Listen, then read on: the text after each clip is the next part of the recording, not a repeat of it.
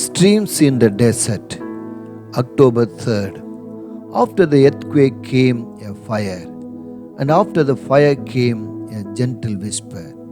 1 Kings chapter 19, verse 12. A woman who had made rapid progress in her understanding of the Lord was once asked the secret of her seemingly easy growth. Her brief response was, "Mind the checks."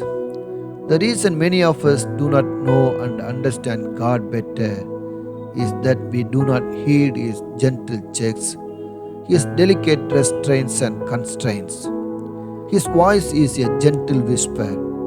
A whisper can hardly be heard, so it must be felt as a faint and steady pressure upon the heart and mind, like the touch of a morning breeze calmly moving across the soul. And when it is heeded, it quietly grows clearer in the inner ear of the heart.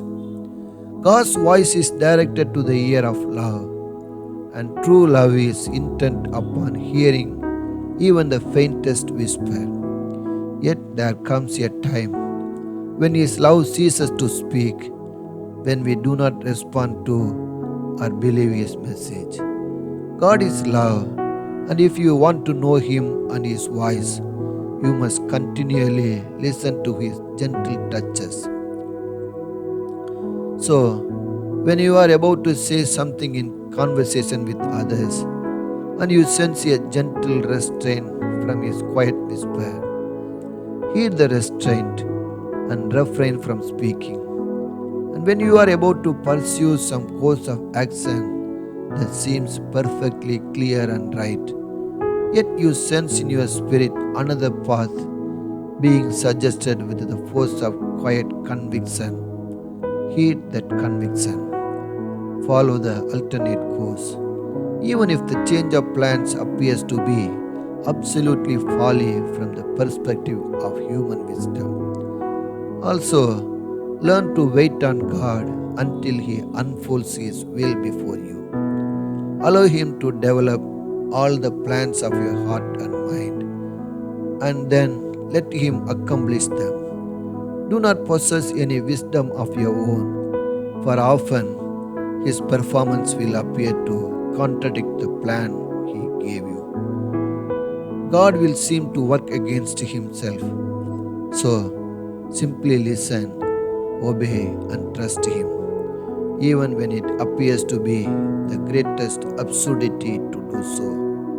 Ultimately, we know that in all things, God works for the good of those who love Him.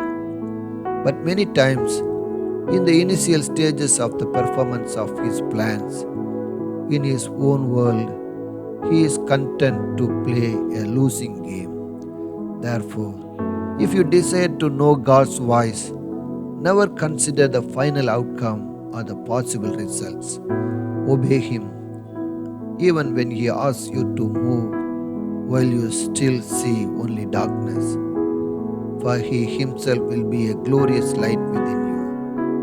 Then there will quickly spring up within your heart a knowledge of God and a fellowship with Him, which will be overpowering enough in themselves to hold you and Him together, even in the most severe tests and under the strongest pressures of life, from way of faith.